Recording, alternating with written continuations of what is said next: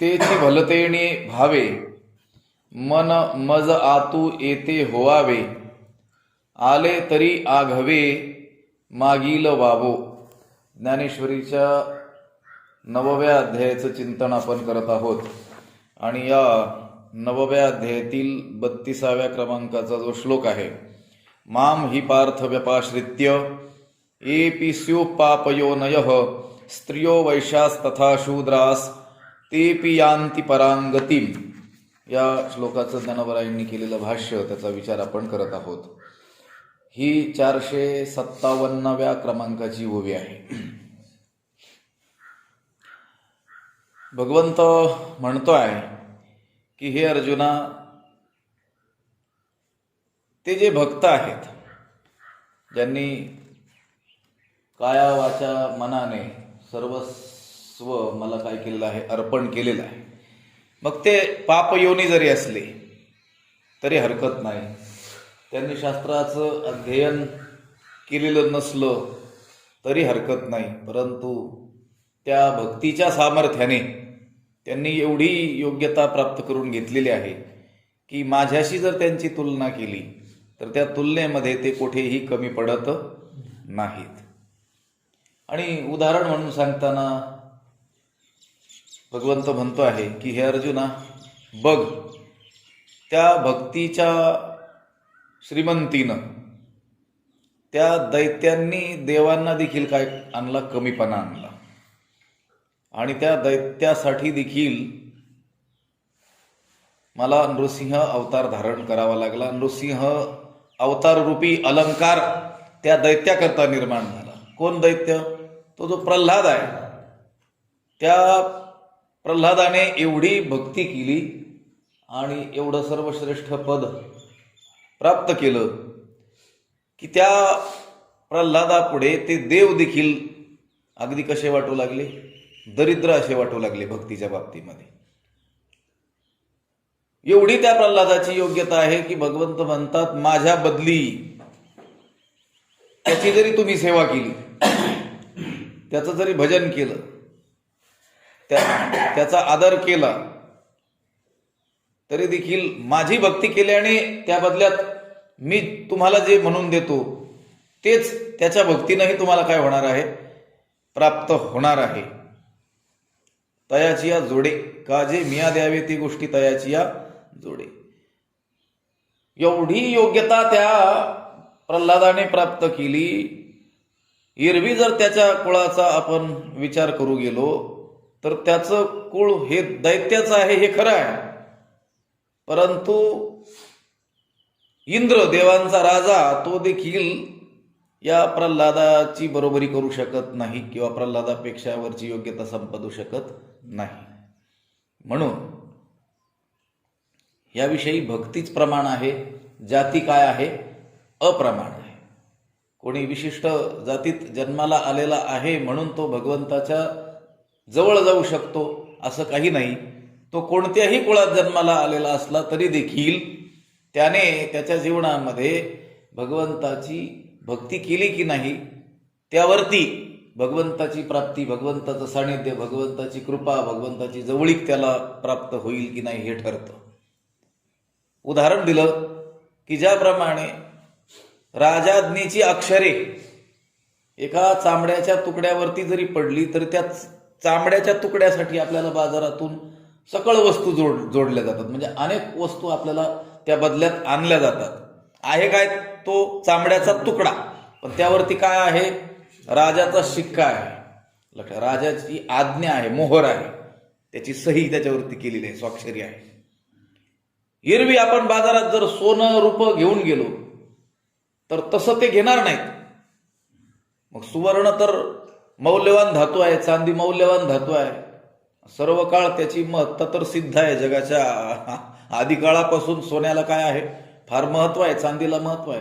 पण बाजारात आपण तसंच घेऊन गेलो तर ते काय आपल्याकडून घेणार नाहीत. त्यांच्या दृष्टीनं ते प्रमाण नाही, कारण त्याच्यावरती देखील काय असावं लागणार आहे, त्या काळचा तो विचार आहे.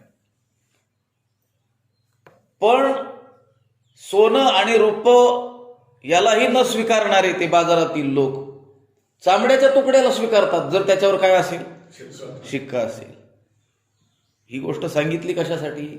अगदी तसंच उत्तमत्व तैची तरे, त्याच्या कुळजातीचा उत्तमपणा त्यावेळेसच त्या भवसागरातून तरुण जाईल. तैची सर्वज्ञता सरे, त्याची विद्वत्ता त्याच वेळेस मान्य केली जाईल ज्यावेळेस जै मनबुद्धी भरे माझेनी प्रेमे, माझ्या प्रेमाने त्याचं मन आणि बुद्धी भरून जातील तर.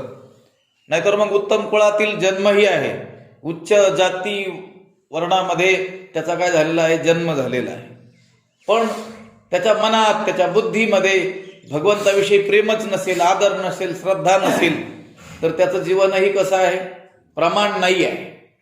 जसं ते सोनं आणि रूप राजाच्या आज्ञेच्या अक्षरा वाचून काय नाही आहे, प्रमाण नाही. पण राजाची आज्ञा असेल तर ते चामडं देखील काय आहे, प्रमाण आहे. तो कागदाचा तुकडा देखील काय आहे, प्रमाण आहे. त्यामुळे कुळ, जाती, वर्ण हे भगवत प्राप्तीमध्ये काय आहेत, अकारण आहेत. भगवंताची प्रसन्नता प्राप्त करून घेण्यामध्ये ते कारण नाहीत, ते हेतू नाहीत, ते असावेच लागतात असं नाही आहे. येथ अर्जुना माझे पण सार्थक एक. या विषयामध्ये मनाला माझेपणा प्राप्त होणं म्हणजे त्या भक्ताने देवाला माझं मानणं. लक्षात आलं का? कारण ज्याला माझं मानलं जातं ना त्याच्यावरतीच काय केलं जातं, प्रेम केलं जातं. ज्याला माझं समजलं जात नाही त्याच्याविषयी काही आपुलकी असण्याचं काही कारणच येत नाही. भगवंत म्हणतात जीवनाचं साफल्य, जीवन सफल आपल्याला करायचं असेल तर मनाला माझ्याविषयी माझेपणा वाटला पाहिजे. लक्षात आलं का? कैवल्याचा पुतळा प्रगटाला भूतळा, चैतन्याचा जिव्हाळा ज्ञानोबा माझा. ते सगळ्या अभंगामध्ये नाथ महाराजांनी शेवटी काय म्हटलेलं आहे, ज्ञानोबा माझा, साधकाचा मायबाप, दर्शने हरिता, सर्वभूती सुखरूप ज्ञानोबा माझा. लक्षात आलं? माझं वाटलं पाहिजे. तसं भगवंत हा आपला वाटणं हेच काय आहे, हेच साफल्य आहे आणि हेच एक सफल काय आहे, साधन आहे. त्यापुढे भगवंत म्हणतात तेची भलतेने भावे, मन मज आतू येते व्हावे, आले तरी आघवे मागील वावो.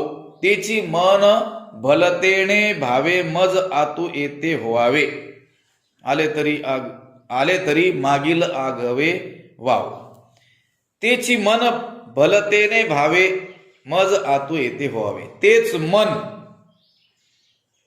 भलतेने भावे, कोणत्याही हेतू नका होईना, पण मज आतू येते व्हावे म्हणजे माझ्या आत प्रविष्ट होईल असं करावं.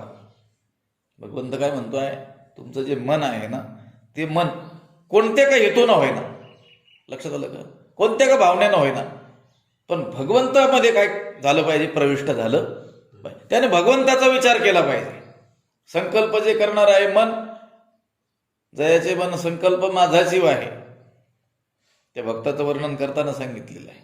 पण आपल्यासाठी देखील सूचना आहे की आपलं मन त्या भगवंतात लागेल असं काहीतरी करावं. मग भलतेने भावे, कोणत्याही का भावनेनं होईना. ज्ञानेश्वर महाराजांच्या बद्दल म्हटलेलं आहे ना, भलतेने भावे शरण जाता भेटी, पाडी तसे तुटी जन्मव्याधी. कोणत्या का भावनेनं होईना त्यांना काय केलं पाहिजे, शरण गेलं पाहिजे. त्यांचा आश्रय आपण प्राप्त केला पाहिजे. त्यांच्या सानिध्यात जाण्याचा काय केलं पाहिजे, प्रयत्न केला पाहिजे. एवढ्यानेच काय लाभ होणार आहे, पाडी तसे तुटी जन्मव्याधी. या जन्मव्याधीच काय होऊन जातील, नष्ट होऊन जातील, मोक्ष आपल्याला प्राप्त होईल. संतांच्या सानिध्याचा विचार सांगताना असं सांगितलेलं आहे. तसंच भगवंत म्हणतात तेची म्हणजे तेच मन भलतेने भावे, तेची मन भलतेने भावे, कोणत्याही का भावनेनं होईना, मज आतू येते व्हावे, माझ्या आत येईल असं काहीतरी करावं. आणि तुम्ही काय एकदा तुमच्या मनाला कोणत्या का भावनेनं होईना भगवंतामध्ये लावण्यामध्ये जर यशस्वी झाले तर आले तरी आघवे मागील वावू. एकदा ते मन भगवंताकडे आलं की मग मागील वावो, मागचं जे काय आहे ते सर्व काय होतं, व्यर्थच होऊन जातं. म्हणजे कोणत्या योनीत तो जन्माला आलेला आहे किंवा त्याने काय आजपर्यंत पाप केलेले आहेत, हे सगळं काय होऊन जातं, व्यर्थ होऊन जातं. कधी, कोणत्या का भावनेनं होईना मन भगवंतामध्ये प्रविष्ट करता जर आलं तर. आपण अनेक वेळेस उदाहरणं पाहतो. वाल्मिकी ऋषी पूर्वायुष्यात वाटपाडा कोळीकू नामस्मरे तो वाल्मिकू, नामे पावन झाला तिन्ही लोकू आपणा सहित निमाला. अगोदर तो काय होता, वाट माऱ्या करणारा मनुष्य होता. लक्षात आलं. आणि अनंत काय केली होती, पाप केली होती. परंतु पूर्वपुण्याईनं नारदांची भेट होऊन उद्धाराचा मार्ग नारदांनी त्यांना सांगितला. रामाच्या नावाचा जो जप आहे तो सांगितला. राम हा मंत्र आहे. इति अक्षरद्वयम, 2 अक्षराचा हा काय आहे, मोठा मंत्र आहे. हा मंत्र उच्चारण्यास सांगितला. तर पापच एवढी झालेली होती की ते राम असंही म्हणता येत नव्हतं. ते काय म्हणत होते, मरा मरा मरा, उलटा मंत्र जपत जग साना, वाल्मिकी भय ब्रह्म समाना. उलटाच मंत्र त्यांनी जपला, पण निष्ठेनं. आणि मनाच्या सर्व वृत्ती ज्या संसाराकडे धावणाऱ्या होत्या त्या आता कुठं लावल्या, रामाकडे लावल्या, भगवंताकडे लावल्या. म्हणजे आपलं मन भगवंतामध्ये कोणत्या का भावनेनं होईना त्यांनी काय केलं, प्रविष्ट केलं. आणि त्यामुळेच ते प्रविष्ट केलेलं असल्यामुळे आले तरी आघवे मागील वावो. मग मागच्या आयुष्यात ते काय करत होते याची चौकशी देवाने केली का? आणि आज देखील आदी कवी म्हणून वाल्मिकींचं जे वर्णन केलं जातं, त्यांना पूजलं जातं सर्व जगाकडून. उलट असं तर आहे की कोळ्याची कीर्ती वाढली गहन, केले रामायण रामाआधी. प्रभू रामचंद्रांना अवतार घेण्याच्या पूर्वीच रामायणाची काय करून ठेवली, त्यांनी रचना केली. लक्षात आलं. आणि त्यांनी जसं लिहिलं तसं त्या भगवंताला वागावं लागलं. त्यांनी करून ठेवलेल्या आज्ञेनुसार भगवंताला वागावं लागलं.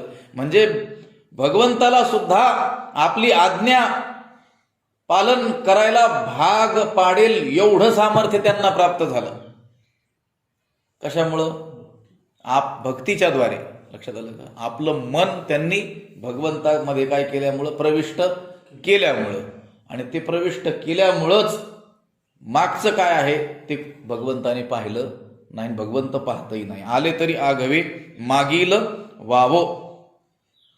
ते का एकदा मन भगवंतामध्ये प्रविष्ट झालं तर मागचं कुळ, जाती, त्याचं कर्म हे सर्वच वावो, निरुपयोगी, व्यर्थ ठरतं. त्याचा विचार केला जात नाही. पण मन मात्र कुठे आणावं लागेल, भगवंताच्या ठिकाणी आणावं लागेल. मन मज आतू येते होवावे, तेने भलतेने भावे. ठीक आहे, अत्यंत श्रद्धेनं ते मन भगवंतात आलं पाहिजे, गोष्ट खरी आहे. पण जरी श्रद्धेनं येत नसलं, कोणत्या रीतीनं होईना ते भगवंतात लागत असलं तरी देखील त्याचं काय होणार, कल्याणच होऊन जाणार आहे. पुढे वर्णन येणार आहे या प्रकरणामध्येच. ओवी ती मी सांगणारच होतो, पुढे येणार आहे 464. कोणत्या का भावनेनं होईना ते मन भगवंतामध्ये आणावं लागणार आहे. गोविंद गोविंद मना लागलिया छंद, मग गोविंद ते काया, भेद नाही देवा तया. तुकोबारांचा अभंग आहे. शेवटी म्हटले तुका म्हणे आळी, जीवे नुरेची वेगळी. ती जी भृंगी आहे ती आळीला काय करते, पकडून आणते, आपल्या घरट्यात ठेवते आणि सारखी जाता येता काय करत असते, तिला टोचत राहते. त्या आळीच्या मनामध्ये सतत विचार कोणाचा असतो, त्या भृंगीचा. लक्षात आलं का? आता ती येईल, मला काय करील, चावा घेईल. आता येईल, मला चावा घेईल. आणि त्या मनाने तिचं केलेलं ध्यान, आता ते काय फार श्रद्धापूर्वक केलंय का? लक्षात आलं? जसं भगवंताचं ध्यान भक्त हे अत्यंत श्रद्धेनं करतात तसं ध्यान केलंय का? नाही. पण तिच्या मनाला छंदच लागलेला आहे आणि सतत ध्यान करते आहे त्या भृंगीचं. तर एक दिवस त्याचा परिणाम असा होतो की जीवे नुरेची वेगळी, आता ती वेगळी उरतच नाही, तीच काय होऊन जाते, भृंगी होऊन जाते. लक्षात आलं का? तसं गोविंद गोविंद मना लागली या, मनाला जर त्या गोविंदाचा काय लागला, छंद लागला, कोणत्या का रूपाने होईना. लक्षात आलं का? या राक्षसांचा देखील जो उद्धार झालेला आहे ना, त्यांनी देखील त्यांच्या मनाला देखील भगवंताचा काय लागला होता, छंद. पण मोठ्या श्रद्धेनं लागला होता असं नाही, वैर भावापोटी. पण सतत डोक्यात कोण, अहो मित्राची आठवण जास्त येत नाही, एवढी वैर्याची आपल्याला येत असते. लक्षात आलं का? आपल्याला सहकार्य करणारा, मदत करणारा, आपला हितैषी, हितेच्छुक जो मित्र आहे, सन्मित्र आहे, त्याचं सुद्धा स्मरण आपल्याला सतत नाही येतं त्याचं स्मरण आपल्याला प्रसंगी, पण सतत नाही. पण वैर्याचं स्मरण मात्र सततच राहतं. समर्थासी वैर जया पडिले हाड खाईर, तो 8ही पहार परजुनी असे. आणि त्यातली त्यात तो वैरी थोडा बलवान असावा, वर चढ. लक्षात आलं का? हा 8ही पहार परजुनी असे. 8ही पहार ते घासूनच ठेवलेलं असतं म्हटली त्याने हात्यात. समर्थाशी वैर जया पडिले हाड खाईर, समर्थाशी जर हाडवैर निर्माण झालं ना, तर मग तो दक्ष राहतो. 8ही पहार परजुनी असे म्हणजे दक्ष राहतो. आता ह्या राक्षसांनी, दैत्यांनी वैर केलं कुणाशी, परमात्म्याशी. मग आता सतत काय करणार, त्यांना परमात्मा दिसणार कुठेही. लक्षात आलं का? त्या कंसाला तर सगळीकडे परमात्मा, कोणातही कृष्ण दिसू लागला होता. ती त्याची काय झाली, एक भक्तीच झाली ना. लक्षात आलं का? आणि त्याचा काय झाला, उद्धार होऊन गेला. परमात्मा स्वरूपात तो काय होऊन गेला, विलीन होऊन गेला. लक्षात आलं? त्याची भलतेने भावे, मन मज आतू येते होवावे, आले तरी आघवे मागील वावो. म्हणून ती नाथ महाराज म्हटले, मी आता उदाहरण जे सांगितलं, बिंगुरटी जड असंत, मूढ किटी तिचे ध्यान करीत, तेने तद्रूपता पावत. त्यामुळंच ती काय होती, तद्रूपतेला काय होते, प्राप्त होते. त्याचप्रमाणे अत्यंत दृढ अशा भावनेनं जर त्या भगवंताचं ध्यान केलं, कोणत्या का भावनेनं, कोणत्या का रीतीनं होईना, पण दृढतेनं, तर तो मनुष्य काय होऊन जातो, भगवत रूप होऊन जातो. ध्यानी ध्याता पंढरीराया, मनासहित पालटे काय. आताच सांगितलं मी कंसाचं. रावण आणि कंस यांनी द्वेषाने आणि भीतीनं भगवंताचा काय केला, ध्यास घेतला. त्यांना ध्यास लागला, पण त्याचा परिणाम असा झाला की त्यांना सर्व जगत राममय, कृष्णमय दिसू लागलं. त्याचप्रमाणे भक्तांना प्रेमाने भगवंताचं ध्यान लागतं आणि ते काय होतात, परमात्मा रूप होऊन जातात. चिंतने तद्रूपता. म्हणून भगवंत सांगतात की बाबा कोणत्या का भावनेनं होईना, पण मन परमात्म्याच्या ठिकाणी दृढ होईल असं काहीतरी करावं. आणि तसं करण्यात जर आपण यशस्वी झालो, मन मज आतू येते व्हावे, आले तरी, आणि जर आलंच ते मन परमात्म्याच्या ठिकाणी, तरी आघवे मागील वावो, मागचं सर्व काय होऊन जातं, निष्फळ. मनुष्य ज्या वेळेस परमात्म्याशी अनन्य होतो, त्यावेळेस त्याचे जाती इत्यादी जे दोष आहेत ते काय होऊन जातात, नष्ट होऊन जातात. आपण पंढरपूरला पांडुरंगाच्या दर्शनाला ज्या वेळेस जातो, त्यावेळेस अगोदर कुठं दर्शन करावं लागतं आपल्याला, कुठं, पुंडलिकारायाच्या नंतरच मंदिराच्या समोर आपण गेल्यानंतर नामदेव महाराजांच्या पायरीच्या अगोदर चोखोबारायांचं दर्शन करावं लागतं. चोखामेका काय बंका जातीचे महार, त्याशी सर्वेश्वर ऐक्य करी. हरिजन समाजामध्ये जन्माला आलेले चोखोबाराय, परंतु भक्तीच्या जोरावरती अशा श्रेष्ठ पदाला प्राप्त झाले की त्या पांडुरंगाच्या दर्शनास जाण्याच्या पूर्वी आपल्याला त्यांचं दर्शन करावं लागतं. लक्षात आलं? अगोदर नामदेव पायरीचं नाही, नामदेव पायरीच्या समोर चोखोबारायांची जी समाधी आहे तिचं काय करावं लागतं, आपल्याला दर्शन करावं लागतं. आता ते दर्शन करत असताना आपण त्यांचं मागचं पाहतो का? लक्षात आलं का? आले तरी आघवे मागील वावो, मागचं सर्व व्यर्थ ठरलं. कोणत्या कुळात जन्माला आले, कोणते कुळ हीन आहे का उच्च आहे की अधमात अधम आहे, याचा काहीही विचार परमात्मा करत नाही. लक्षात आलं का? आले तरी आघवे मागील वावो, मागे केले ते आघवेची वावो, बाप रखुमादेवीवर विठ्ठलू नाहो. जर तुम्ही आता भक्ती कराल आणि आपलं मन परमात्म्यामध्ये प्रविष्ट कराल तर तुम्ही मागं काय केलेलं आहे ते भगवंत काही पाहत नाही. भगवंताच्या दृष्टीनं ते काय आहे सर्वच व्यर्थ आहे. आत्ता वर्तमान स्थितीमध्ये आपण काय आहोत हेच काय आहे महत्वाचं आहे. आता काही काही लोकांचे पूर्वज अतिशय श्रीमंत असे होते. लोक सांगतात आमच्या पंजोबांना 600 एकर जमीन होती म्हणून. लक्षात तुला किती आहे ते सांग. लक्षात आलं. कारण त्यांना 600 होती ही गोष्ट जरी खरी असली तरी तुला आत्ता तुझ्याकडं काय आहे याला व्यवहारामध्ये काय दिलं जातं, महत्व दिल्या जातं. लक्षात आलं का? व्यवहारामध्ये आत्ता तुझ्या खिशात काय आहे लक्षात आलं. गाठीला तुझ्या धन आहे की नाही एवढंच काय केलं जातं, पाहिलं जातं. तसं परमात्मा काय करणार आहे, तू भक्ती करतोय की नाही, तुझं मन माझ्यामध्ये तू प्रविष्ट केलंय की नाही एवढंच पाहणार. लक्षात आलं का? मागील वाव जर भगवंतामध्ये मन जर प्रविष्ट केलं तर मागचं काय सरळ ठरतं, मागचे दोष व्यर्थ होऊन जातात. उदाहरण देतात पुढं, जैसे तवची वहाळ ओहळ जवन पवती गंगाजळ मग होऊन ठाकती केवळ गंगा रूप. उदाहरण दिलं जैसे म्हणजे ज्याप्रमाणे, वहाळ ओहळ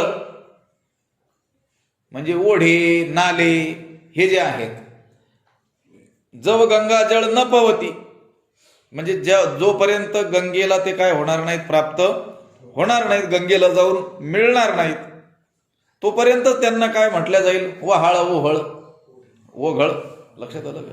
ओढे नाले ही जी नावं आहेत त्यांना ही कुठपर्यंत आहेत, जोपर्यंत कुठं नाही जाऊन मिळत, ते गंगेला जाऊन मिळत नाहीत तोपर्यंत. एकदा गंगेला जाऊन मिळाले की मग काय होणार, ते गंगाच होऊन जाणार. लक्षात आलं का? जैसे तवची वहाळ ओहळ, तवची म्हणजे तोपर्यंतच, हा ओढा आहे, हा नाला आहे, हा जो भेद आहे हा तोपर्यंतच आहे. जवन पवती गंगाजळ, ते गंगाजळाला प्राप्त होत नाहीत, गंगा प्रवाहाला प्राप्त होत नाहीत. आणि एकदा गंगा प्रवाहाला ते ज्यावेळेस प्राप्त होतात मग होऊन ठाकती केवळ गंगा रूप. मग गंगेपर्यंत आले की मग केवळ काय होऊन जातात, गंगाच होऊन जातात. लक्षात आलं का? आता ही कोणतीही महानदी, तिला एवढं मोठं जे रूप प्राप्त झालेलं असतं, उगम स्थानी काय ती एवढी मोठी असते का? हो, थोडीशी काहीतरी पाण्याची काय असते तिथे धार असते. लक्षात आलं का? पण तिच्याच त्या प्रवाहाला जागोजागीचे ओढे नाले छोट्या नद्या काय होतात, त्याला येऊन मिळतात आणि मग विस्तीर्ण होत ती कुठे जाते, समुद्राला जाऊन मिळते.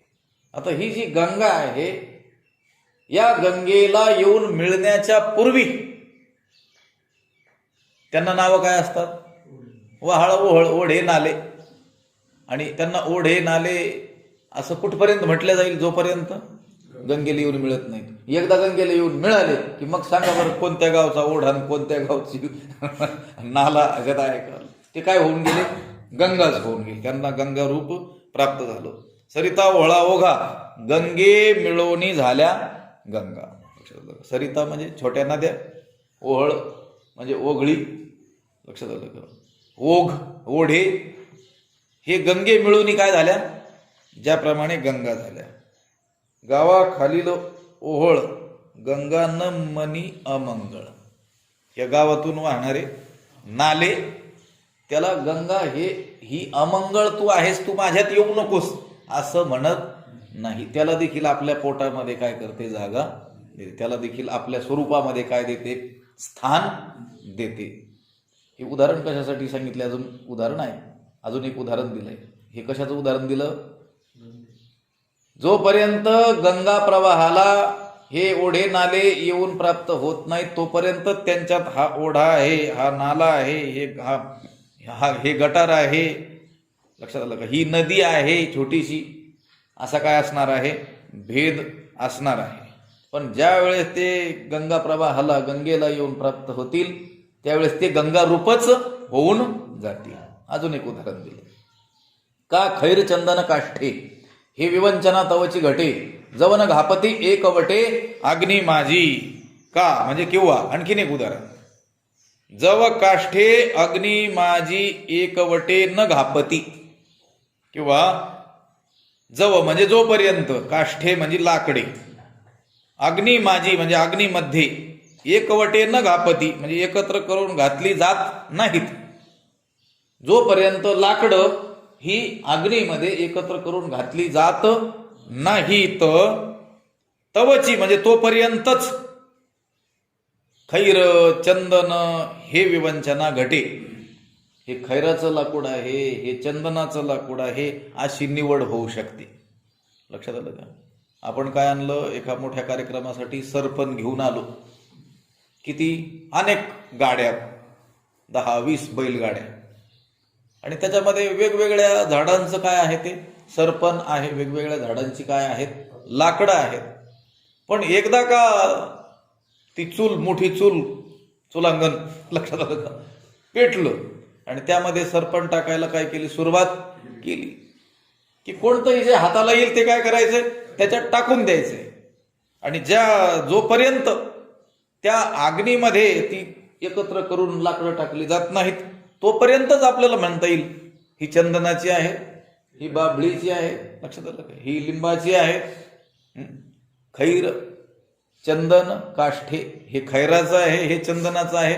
हा भेद कुठपर्यंत केला जाईल, जोपर्यंत अजून त्या चुलीमध्ये त्या लाकडांना घातलेलं नाही तोपर्यंत. एकदा लाकडांना त्या चुलीमध्ये घातलं आणि अग्निरूप ते झाले की आता सांगा बरं, कोणतं चंदनाचं आहे, कोणतं खैराचं आहे, कोणतं बाभळीचं आहे, कोणतं बोरीचं आहे, सांगता येईल का? नाही. आधी सांगता येईल त्या चुलीमध्ये टाकण्याच्या अगोदर. का खैर चंदन काष्ठे हे विवंचना तवची घटे, हा भेद तोपर्यंतच संभवतो. हे खैराचे आहेत, हे चंदनाचे आहेत, हा भेद तोपर्यंतच संभवतो की जवन घापती एकवटे अग्नी माझी, जोपर्यंत ती एकदम एकत्रित करून अग्नीमध्ये घातली जात नाही. ही 2 उदाहरणं दिली. पहिलं, तोपर्यंतच हा ओढा आहे, हा नाला आहे, ही छोटी नदी आहे, हे म्हणता येईल कुठपर्यंत, जोपर्यंत ते गंगेला जाऊन मिळत नाहीत तोपर्यंत. गंगेला मिळाले की ते गंगारूपच झाले, तोपर्यंतच आपल्याला म्हणता येईल हे खैराचं लाकूड आहे, हे चंदनाचं लाकूड आहे. कुठपर्यंत, जोपर्यंत एकत्र करून ते चुलीमध्ये घातली जात नाहीत, अग्नीमध्ये टाकली जात नाहीत तोपर्यंत. एकदा अग्नीत टाकली की मग ते काय झाले, अग्निरूपच काय झाले, होऊन गेले. लक्षात आलं का? आंबे बोरी वड बाभुळा चंदन गुणागुणी भिन्न अग्नी एक. लक्षात आलं का? आंबे, बोरी, वड, बाभूळ, चंदन हे गुणागुणी भिन्न, त्यांचे गुण अगुण काय आहेत हे भिन्न आहे. चंदनाचा गुण वेगळा, त्याचा दोष वेगळा, खैराच्या लाकडाचा गुण वेगळा, दोष वेगळा. हे बाहेर आहेत तोपर्यंतच, पण अग्नीत गेले की काय झाले, अग्निरूपच झाले. गुणागुणी भिन्न, अग्नी एक, अग्नी मात्र काय आहे, एकच आहे.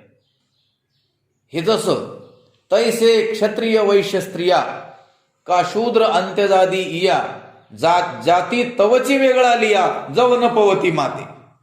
किती सोपी उदाहरणं दिली तुम्हाला सांगतोय. आपल्या भाषेत येऊन ज्ञानोबरायांचे काय विलक्षण उपकार आहेत. लक्षात आलं का?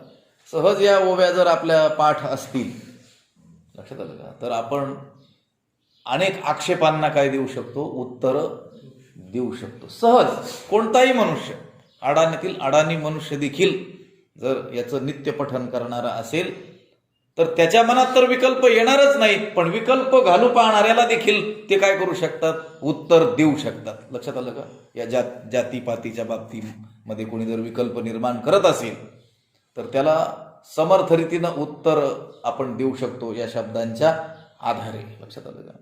तैसे क्षत्रिय वैश्य स्त्रिया का शूद्र अंत्यजादी या जाती तवची वेगळा लिया जव न पवती माते. तैसे जव माते न पवती, त्याप्रमाणे म्हणजे यावरच्या उदाहरणांप्रमाणे. जव म्हणजे जोपर्यंत, माते न पवती ते भक्त मला प्राप्त होत नाहीत.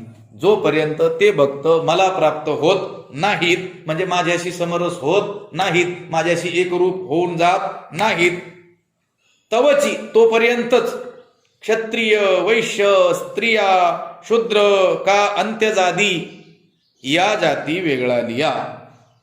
जोपर्यंत ते भक्त मला प्राप्त होत नाहीत म्हणजे माझ्याशी समरस होत नाहीत, एकरूप होत नाहीत, तोपर्यंतच क्षत्रिय वैश्य स्त्रिया शूद्र किंवा अंत्यज इत्यादी ह्या जाती काय होतात, वेगवेगळ्या आपल्याला दिसतात.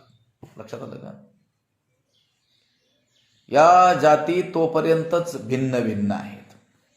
हा क्षत्रिय आहे, हा वैश्य आहे, ही स्त्री आहे, हा शूद्र आहे, किंवा हा अत्यंत अधमातील अधम योनीतील अंत्यज आहे. या जाती आपल्याला भिन्न भिन्न तोपर्यंतच प्रतीतील येतील. कुठपर्यंत? जोपर्यंत मला ते ऐक्याने प्राप्त होत नाही तोपर्यंत.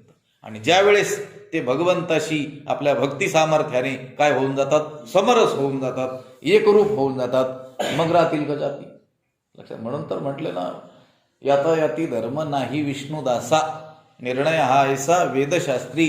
जो विष्णूचा दास झाला, अनुसरे, त्याचं त्याने अनुसरण केलं, अनुसरे तो अमर झाला, अंतरला संसार.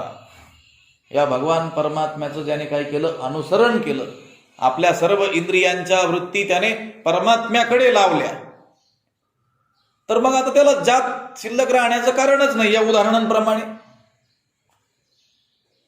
हे या झाडाचं लाकूड आहे, हे या झाडाचं लाकूड आहे, कुठपर्यंत म्हणता येईल? अग्नीत घातलं जात नाही तोपर्यंत. हा ओढा आहे, हा नाला आहे, ही छोटी नदी आहे, कुठपर्यंत म्हणता येईल? जोपर्यंत गंगेला ते प्रविष्ट होत नाही तोपर्यंत. गंगेला प्रविष्ट झाले की गंगाच झाले, अग्नीत ते लाकडं टाकले की अग्नीत झाले. त्याप्रमाणे भगवंतामध्ये ज्याने मन आपलं प्रविष्ट केलं, तो भगवत स्वरूपच होऊन गेला. आता जाती कुठं राहिली शिल्लक? आता त्याच्या जातीची चर्चा करणं म्हणजे आपला सर्वनाश करून घेणं आहे. लक्षात आलं का? म्हणून सांगितलं ना, संतांच्या जातीची काय करू नये, चर्चा करू नये. नदीचं मूळ आणि ऋषीचं कुळ पाहू नये. त्यांची भगवंताविषयी असलेली निष्ठा, ते करत असलेली भक्ती, त्यांच्यामध्ये असलेलं वैराग्य, त्याग, तपस्या, ज्ञान, याचा लाभ आपण त्यांच्या सेवेच्या माध्यमातून काय करावा, प्राप्त करून घ्यावा. ते दिलं सोडून. आणि महाराज कुठले आहेत आणि कोणत्या जातीचे आहेत, आता काय करायचं, सोयरीक करायची का? ते आमचे एक मित्र आहेत, ते थोडेसे उग्र स्वरूपाचे आहेत, आणि त्यांना जर विचारलं कोणी असं अनोळखी माणसाने की तुमची जात काय, तर ते सांगतात तुझी मुलगी द्यायची का म्हणून. लक्षात. लोक त्यांच्याशी मग लगेच संबंध तुटतो. ते म्हटले बरं झालं आपल्याला एकांतात भजन करायला भेटतं. लक्षात आलं का? खरंच काय करायचंय आपल्याला, संतांच्या जातीचं, संतांच्या कुळाचं, संतांचा प्रांत कोणता, त्यांच्या आई वडील काय करत होते, अरे हे काय करतात एवढंच बघ ना. लक्षात आलं का? भगवंत तर तेवढंच पाहतोय ना. अंतरीची घेतो गोडी पाहे जोडी भावाची. तो अंतरंगाचा अभ्यास करतो ना, आपण काय करतो, बाहेरंगाचा. लक्षात आलं का? तैसे क्षत्रिय वैश्य स्त्रिया का शूद्र अंत्यजादी इया, जाती तवची वेगळा लिया, जवन पवती माते. जोपर्यंत मला ते प्राप्त होत नाही तोपर्यंतच काय होऊ शकतं, क्षत्रिय वैश्य स्त्रिया शूद्र अंत्यज इत्यादी जाती आपल्याला वेगवेगळ्या दिसतील. मग जाती व्यक्ती पडे बिंदुले, जेव्हा भाव होती मज मिनले, जैसे लवण कण घातले सागरा माझी. जैसे लवण कण सागरा माझी घातले, अध्यारोत घ्यायचं. तैसे जेव्हा भावे मज मिनले होती, मग जाती व्यक्ती बिंदुले पडे. हे जे मी मध्ये मध्ये बोलत असतो ना, ओवी झाल्यानंतर, हा त्याचा काय असतो, अन्वय असतो. हे ओवी हे एक काव्य आहे, आणि त्या काव्याला गेयता येण्याकरिता शब्द हे मागे पुढे ठेवलेले असतात. लक्षात आलं का? त्याचा तो छंद जुळण्यासाठी, आणि आपल्याला त्याचं एक वाक्य करून बोलायचं असतं. त्याला म्हणतात अन्वय. लक्षात आलं का? पद्यस्य गद्यकरणम अन्वयः. जी पदरचना आहे त्याला गद्यामध्ये वाक्यात आणणं, त्याला काय म्हणतात, अन्वय म्हणत असतात. म्हणून तो अन्वय करून मी बोलत असतो. उगाच कोणताही शब्द कुठेही घेत नाही. लक्षात आलं का? कर्ता कर्म क्रियापद, लक्षात आलं का? यानुसार त्याची काय करावी लागते, रचना करावी लागते. संबोधन असेल तर अगोदर, या ओवीमध्ये कुठेही किरीटी, अर्जुना, पार्थ असा शब्द आला, शेवटी जरी आला तर तो कधी घ्यायचा असतो, आधी. कारण आपण एखाद्याशी बोलत असताना नाव कधी घेतो, अगोदर घेतो ना, अरे अर्जुना, आणि मग पुढं काय सांगायचं ते. लक्षात आलं का? हे जे मी शब्द मागे पुढे करतो, मागे पुढे म्हणजे त्याच्या क्रमानुसार, ते ओळखता आले पाहिजे. हा या वाक्यातील कर्ता आहे, हे कर्म आहे, हे क्रियापद आहे, संप्रदान आहे, अपादान आहे, हा संबंध आहे, हे संबोधन आहे, आणि त्यानुसार ते करावं लागतं. लक्षात आलं का? नाही तर मग कोणतेही कुठं नाही घ्यायचे, गडबड होईल नाही. लक्षात आलं का? जैसे लवण कण सागरा माझी घातले. जैसे म्हणजे ज्याप्रमाणे, लवण कण म्हणजे मिठाचे कण, सागरा माझी म्हणजे समुद्रामध्ये, घातले म्हणजे टाकले. ज्याप्रमाणे मिठाचे कण कशात टाकले? समुद्रामध्ये टाकले.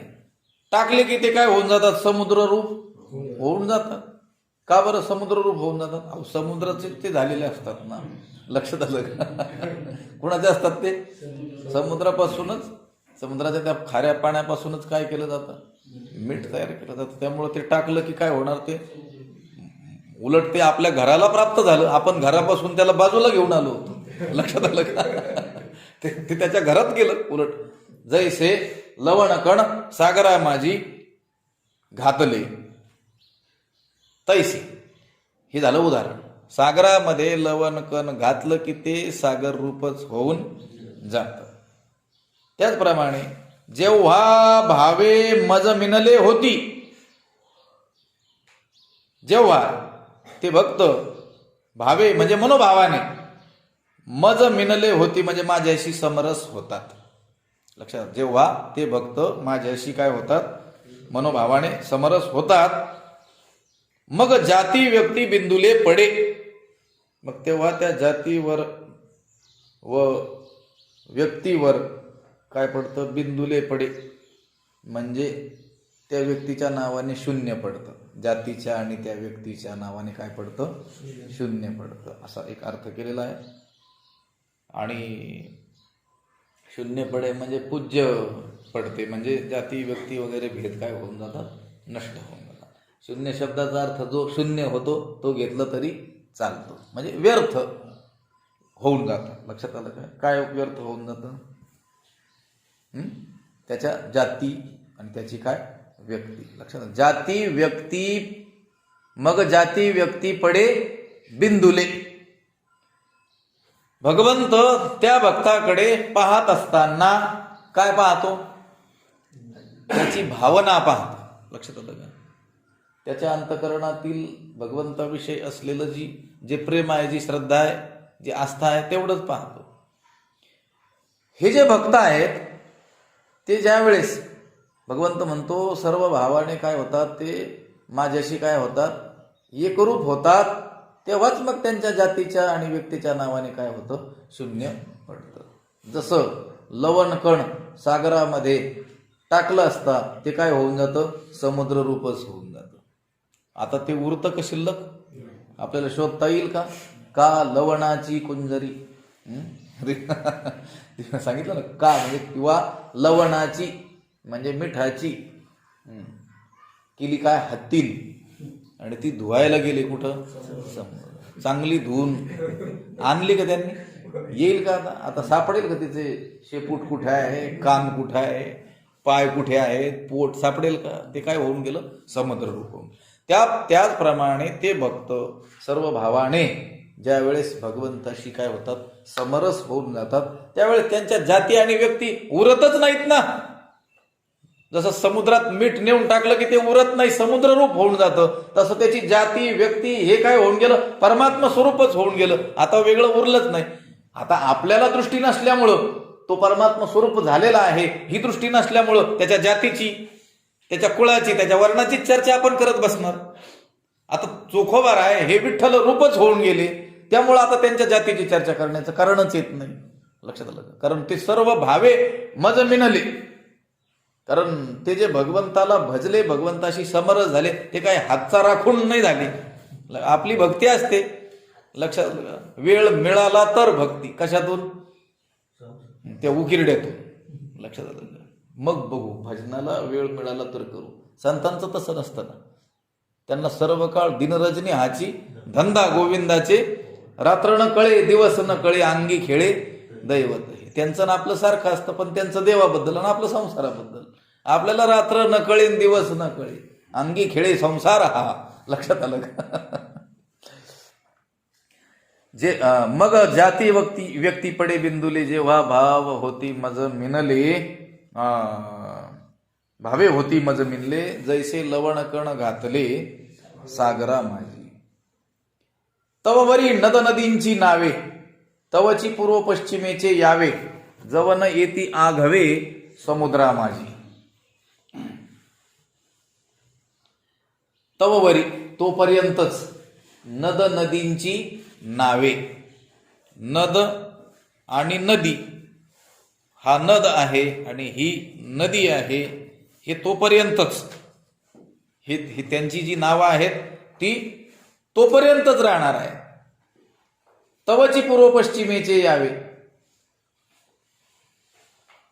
हा पूर्व दिशेला ही पूर्व दिशेला वाहणारी नदी आहे किंवा ही पश्चिम दिशेला वाहणारी नदी आहे, ही त्यांचे जे प्रवाह आहेत हे तोपर्यंतच म्हणता येणार जोपर्यंत जवन येते आघवे समुद्रा माझी, जोपर्यंत ते सर्व समुद्रामध्ये येत नाहीत. समुद्रात आले की आता सांगता येईल का समुद्रातील हे पाणी आहे ना हे गंगेचं आहे, हे गोदावरीचं आहे, लक्षात आलं. हे पाणी जे आलं हे पूर्वेकडून वाहत आलेलं आहे, हे पश्चिमेकडून वाहत आलेलं आहे. एकदा समुद्ररूप होऊन गेल्यानंतर सांगता येईल का? तेच सांगतात तववरी नद नदींची नावे. नद आणि नदी, लक्षात आलं. जशी नदी असते तसा काय असतो, नदही असतो. लक्षात आलं का? शोणभद्र हा काय आहे, नद आहे. लक्षात आलं का? आपण यांना काय म्हणतो, नद्या म्हणतो. म्हणजे नदी स्त्रीलिंगी शब्द, आणि काही काय असतात नद असतात, म्हणजे तेवढेच प्रचंड आकाराचे, पण त्यांची नावं पुल्लिंगी असतात. लक्षात आलं का? याची आपल्याला इकडे कल्पना नाही. आपल्याला सगळ्या ज्या नद्या आढळतात ही कोणत्या नावाच्या, या स्त्रीलिंगी, त्यांना नद्याच असं म्हटलं जातं. लक्षात आलं का? पण काही काय असतात नद असतात. नद आणि नदी, नदी हे स्त्रीलिंगी रूप आणि नद हे पुल्लिंगी रूप. लक्षात आलं का? पाणी जलाचा मोठा प्रवाह त्यालाच काय म्हणतो आपण, नदी म्हणतो. आणि काही काय असतात नद असतात. पण हा नद आहे, ही नदी आहे, ही पूर्व वाहिनी आहे, ही पश्चिम वाहिनी आहे, हे कुठपर्यंत म्हणता येईल आपल्याला, जवन येते आघवे समुद्रा माझी, जोपर्यंत ते संपूर्ण रीतीनं समुद्रामध्ये येणार नाही. सांगितलंय कशासाठी? त्याप्रमाणेच जाती जातीतील आणि व्यक्ती व्यक्तीतील तो भेद शिल्लक राहतो. कुठपर्यंत? जोपर्यंत तो भक्त जीवदशा त्यागून भगवत रूप होत नाही, जीवदशा त्याची नष्ट होऊन भगवंताशी म्हणजे माझ्याशी अनन्य जोपर्यंत होत नाही तोपर्यंतच आपल्याला काय म्हणता येईल, हा ह्या कुळातील आहे. लक्षात आलं का? हा या कुळातील आहे, हा या जातीतील आहे, हा श्रेष्ठ आहे, हा कनिष्ठ आहे, हा उच्च आहे, हा नीच आहे. हे कुठपर्यंत म्हणता येईल? जोपर्यंत परमात्म्याशी तो भक्त एकरूप होऊन जात नाही तोपर्यंत. एकदा एकरूप झाला की तो परमात्मा स्वरूपच झाला. देवते संत निमित्त त्या प्रतिमा, तो देवच झाला. फक्त आता निमित्त प्रतिमा आहेत, म्हणजे त्यांचे आकार आता नावाला काय आहे, वेगळे आहेत, पण ते अंतरूपाने काय झालेले आहेत, एकच होऊन गेलेले आहेत. तुका म्हणे गंगा सागर संगमी अवघ्या झाल्या उर्मी एकमय. गंगासागर काय म्हणतात ती म्हण हिंदीमध्ये, सब तीर्थ बार बार, गंगासागर एक बार. लक्षात आलं? ते गंगासागर तीर्थाला नावच का पडलेलं आहे? ती गंगा सागराशी त्या ठिकाणी काय झालेली आहे, एकरूप होऊन गेलेली आहे, म्हणून त्याला काय नाव पडलं त्या तीर्थाला, गंगासागर असं नाव पडलेलं आहे. तवबरी नद नदींची नावे तवाची पूर्व पश्चिमेचे यावे जवन येती आघवे समुद्रा माझी. यातून एक गोष्ट अशी लक्षात ठेवा की भगवत स्वरूपाशी एकरूप झालेला जो कोणी महात्मा असेल, भक्त असेल, त्याच्या जातीची, वर्णाची, कुळाची चर्चा करण्याचं काहीही कारण नाही. तुम्हाला चर्चाच करायची असेल तर त्यांच्या संबंधी तुम्ही करू शकता. कोणासंबंधी? जे अजून भगवत स्वरूपाशी एकरूप झालेले नाहीत. खरं तर त्यांच्या संबंधी करण्याचं काही कारणच नाही आहे. लक्षात आलं का? त्यांचं काय पाहावं आपण? फक्त अंतरंग पाहावं, तो माणूस चांगला आहे की नाही एवढंच पाहावं. लक्षात आलं का? का फक्त आपल्या जातीचा आहे, मग तो कसा दुष्ट आचरणाचा असला तर अलीकडं तर आता तसंच निघालंय, लक्षात आलं का? तो आपला आहे ना, मग तो डाकू असला तरी चालेल, लक्षात आलं का? फक्त तो आपला आपला म्हणजे कसा आपल्या जातीतील, आपल्या कुळातील, आपल्या वर्णातील असला तर मग तो अपराधी असला तरी त्याच्या अपराधाची वाच्यता करायची नाही, लक्षात आलं का? तो दोषी असला तरी त्याला दोषी म्हणायचं नाही, उलट त्याच्या दोषाचं काय करायचं, समर्थन करायचं. त्याच्याकडून घडलेली पापं, त्या पापाबद्दल जर त्याला दंड होत असेल तर त्याच्या विरोधी देखील काय करायची, आंदोलनं करायची. ही चुकीची प्रथा आहे. दोषी असेल, तो आपला असेल, घरातील असेल, आपणही असो स्वतः, तरी देखील ते काय केलं पाहिजे, स्वीकारलं पाहिजे. आणि चांगल्या ज्या गोष्टी असतील त्या कुणातही असोत त्या देखील आपण काय केल्या पाहिजेत, स्वीकारल्या पाहिजेत. महत्वाची गोष्ट ही की भगवत स्वरूपाशी साम्यतेला प्राप्त झालेला जो महात्मा आहे त्याच्या कुळ जाती वर्णाच्या चर्चा करण्याच्या काही आवश्यकता नाही आहे. तवरी नद नदींची नावे तवची पूर्व पश्चिमेचे यावे, जवन येती आघवे समुद्रा माझी.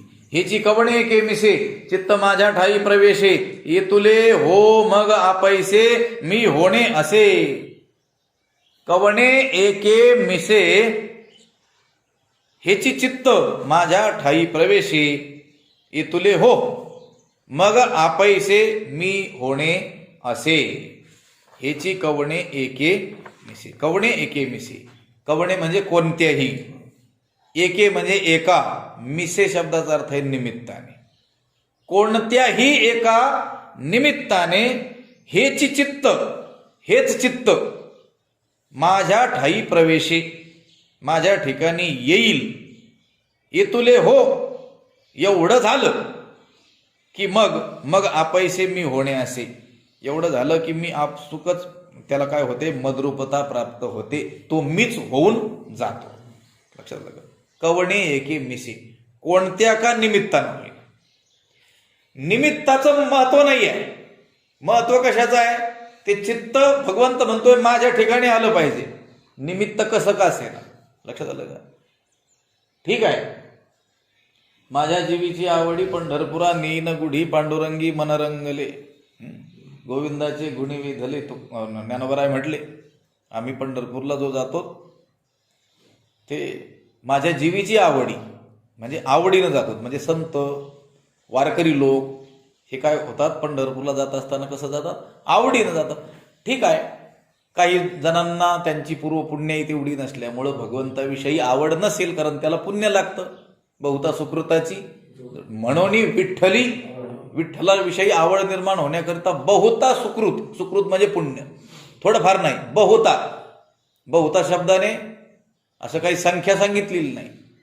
जेवढं पुण्य देवाविषयी आवड निर्माण होण्यासाठी लागतो तेवढं त्या बहुता शब्दाने आहे. मग काहींचं तेवढं पुण्य नसेल म्हणून भगवंताविषयी तेवढी आवड नसे नका, पण कोणत्या का निमित्ताने होईना त्यांनी पंढरपूरला जावं. लक्षात आलं का? संत वारकरी भक्त हे आवडीनं, देवाच्या ओढीनं पंढरपूरला जातात. नाही त्याच्या एखाद्याच्या चित्तामध्ये परमात्म्याच्या विषयी तेवढी ओढ, आवड, रुची, पण कोणत्या का निमित्ताने होईना त्यांनी काय व्हावं, पंढरपूरला जावंच. लक्षात आलं का?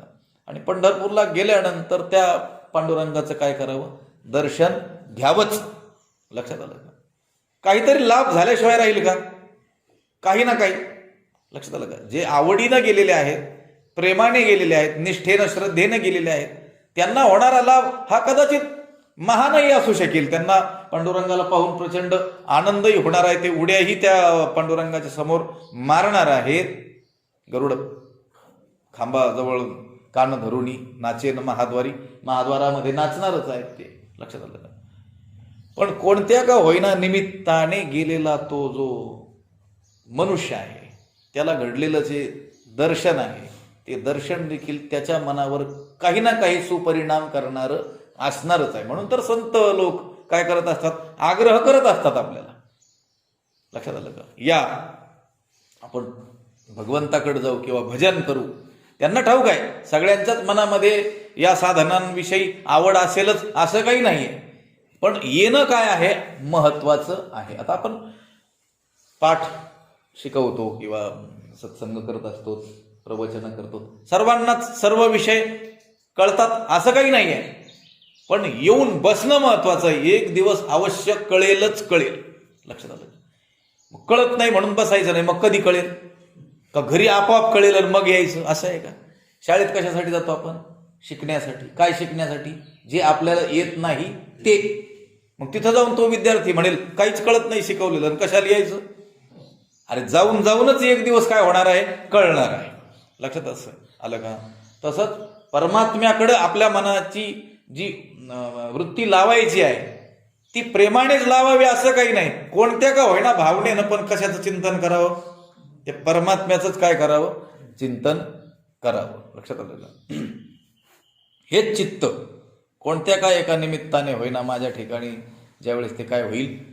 प्रविष्ट होईल. आणि ते प्रविष्ट झालं की एवढंच एक निमित्त घडलं तरी पण मग आपोआप त्या भक्ताला माझं स्वरूप प्राप्त होणं आहेच आहे. मिसे हिची कवणी एक मिसे.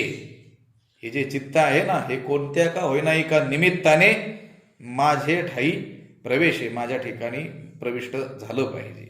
आणि मग आपोआपच त्याला काय होईल? मद्रूपता प्राप्त होईल. मिसे म्हणजे निमित्ताने. नारदांनी भक्तीचे म्हणा किंवा भावाचे म्हणा काही प्रकार सांगितलेले आहेत भक्तिसूत्रामध्ये. 11 असे ते काय आहेत? प्रकार आहेत. गुणमहात्म्यासक्ती, रूपासक्ती, पूजासक्ती, स्मरणासक्ती, दासासक्ती, सख्यासक्ती, कांतासक्ती, वात्सल्यासक्ती, आत्मनिवेदनासक्ती, तन्मयतासक्ती, परमविरहासक्ती रूपा एकधाप्ये एकादशधा भवती असं नारदांचं सूत्र आहे. एवढं मोठं. त्याच्यात 11 भाव सांगितलेले आहेत. लक्षात आलं का? भक्तीचे भावाचे 11 काय केलेले आहेत? प्रकार केलेले आहेत. यापैकी कोणत्याही एका भक्तीच्या स्वरूपाचं किंवा कोणत्याही भक्तीच्या प्रकाराचं काय केलं की आपण अवलंबन केलं आणि मन भगवंताकडे जर लावलं तर त्याच्याशी ते काय होऊन जातं? एक रूप होऊन जातं. कधीतरी आपण नारदांच्या भक्तिसूत्राचा काय करू? विचार करू. रोज 1-2 सूत्र असे 80-84 काही सूत्र असतील. एखादा महिना नारद भक्तिसूत्राचंच विवेचन आपण करू आणि मग मला वाटतंय भक्तियोग नावाचा 12वा अध्याय त्याचा आपण विचार करू. तो अध्याय कळायला आपल्याला अधिक काय होईल? मदत होईल. कारण नारद हे भक्तीचे काय आहेत? आचार्य आहेत. लक्षात आलं का? भक्त्याचार्य आहेत. आणि भक्तीच्या सर्व बारकाव्यांचं वर्णन त्यांनी त्या ग्रंथामध्ये केलेलं आहे. हे जे 11 प्रकार सांगितले भावाचे, यातील कोणत्या का भावनेनं होईना भगवंताचं काय केलं पाहिजे? चिंतन केलं पाहिजे. भगवंताकडं आपलं चित्त आपण लावलं पाहिजे. कोणत्या तरी एका भक्तीच्या प्रकाराचं काय केलं पाहिजे? आपण अवलंबन केलं पाहिजे. ही एक गोष्ट म्हणा. किंवा काम, क्रोध, द्वेष, भय इत्यादी विकारांपैकी कोणत्याही एका विकारामुळे मनाचा ओघ परमात्म्याकडे वळला पाहिजे, तरी देखील ते निष्पाप होऊन जाईल. लक्षात आलं? लोभाने का होईना कशाचं चिंतन करावं? भगवंताचंच करावं. द्वेष जरी करायचा असेल तरी कोणाचा द्वेष करावा? आपण आपल्यात एवढं सामर्थ्य नाहीये तसं. लक्षात आलं का? तेवढी शक्तीही पाहिजे ना. राक्षसांनी केला द्वेष कोणाचा? परमात्म्याचा. ते बरोबरीचे होते ना. लक्षात तेवढं सामर्थ्य असेल तर भयापोटी, भयाने का होईना, शिथिलाश्च भीता हा असं पद आलेलं आहे. नाम म्हणजे घ्यायचं ना भगवंताचं नाम. कशा रीतीनं घेणं? भयापोटी का घेईना. जंगलातून जात असताना रात्री समयी काय वाटली? भीती वाटली. मग राम राम राम राम राम राम राम राम करत चाललं. जंगलातच कशाला? शेतात जरी फसलेला असेल मनुष्य एखादा. लक्षात आलं का? गाव येईपर्यंत म्हणतो तो. लक्षात आलं का? राम राम राम राम राम कृष्ण हरी इकडं तिकडं बघत वक्ते बाबा सांगायचे. एक मनुष्य शेतातच त्याला अंधार पडला. खूप उशीर झाला. ते पांदीचा रस्ता म्हणे. आणि त्या रस्त्याने जात असताना त्याने पूर्वी अशी कथानक ऐकली होती की याला झडपलं त्याला झडपलं. आणि त्याच्या मनात भीती निर्माण झाली. पण मग तो भगवंताचं नाव घेऊ लागला. राम राम राम राम राम कृष्ण हरी राम कृष्ण हरी.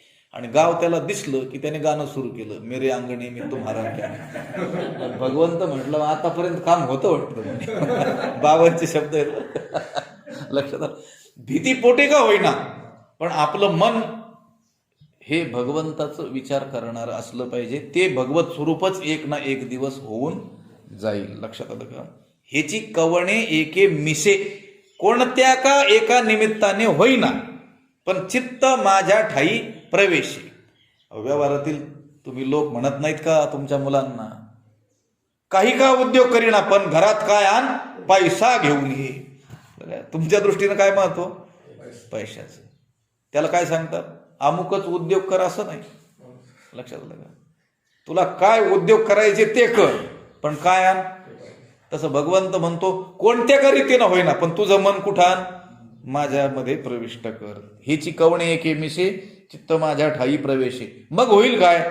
ये तुले हो, एवढं केल्याने काय होईल? मग पैसे मी होण्याचे, मग आपोआपच तो मीच होऊन जाईल. पुंडलिक वरदा हरी विठ्ठल देव तुकार.